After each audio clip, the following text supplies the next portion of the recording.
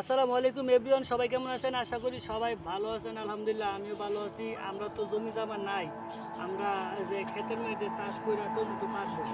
So guys, আমরা ছাদের উপরে দেখুন একটা বলের মধ্যে টমেটো গাছের চাষ করছি। অর্থাৎ এখানে ড্রাগন ফলের গাছও লাগাইছি। একই বালতিতে এক পাশে একটা টমেটো গাছ লাগাইছি, আর একই বলের মধ্যে একটা ড্রাগন ফলের গাছও লাগাইছি। এখান থেকে দেখুন আমরা টমেটো গাছ মাসাল্লাহ অনেকগুলো টমেটো হয়েছে। আমাকে একটা তরকারি খাওয়ার মতন টমেটো হয়েছে। এই দেখুন লাল লাল টমেটো পাচ্ছি আমরা। এই যে আরো সুন্দর সুন্দর টমেটো পাচ্ছি।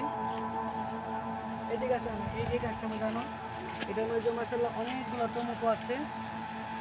এই যে দেখুন গাছ, টমেটো অনেকগুলো টমেটো আছে আমাদের।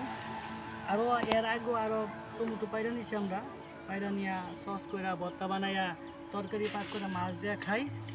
এই যে টমেটো।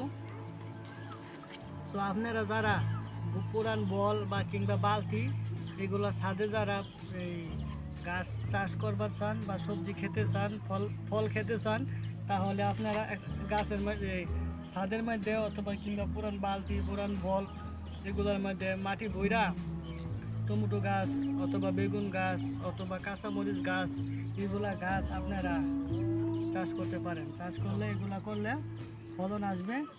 এই যে একই বালতির মধ্যে আমরা পেঁপে গাছও একটা লাগাইছি, একটা টমেটো গাছ, একটা পেঁপে গাছও লাগাইছি। আর এখানে লাগাইছি এক বলের মধ্যে ড্রাগন গাছ আর হচ্ছে টমেটো গাছ। তো তবে এখানে আমরা ছোটো ছোটোগুলো ফুল গাছও লাগাইছি। আর এই দেখেন মাসাল্লাহ অনেকগুলো টমেটো পাচ্ছি, একটা তরকারি হয়ে যাবে আর কি। সবাই ভালো থাকবেন, সুস্থ থাকবেন। আর যারা ছাদের মধ্যে সবজি খেতে চান, 4-5টা টমেটো গাছ লাগাবেন বলে কিংবা বালতিতে মাটিতে কইরা লাগাই থইবেন, দেখবেন আস্তে আস্তে পানি দিবেন, আস্তে আস্তে ফলন আসবে। সবাই ভালো থাকবেন, সুস্থ থাকবেন। আল্লাহ হাফেজ। আবার দেখা হবে নেক্সট ভিডিওতে।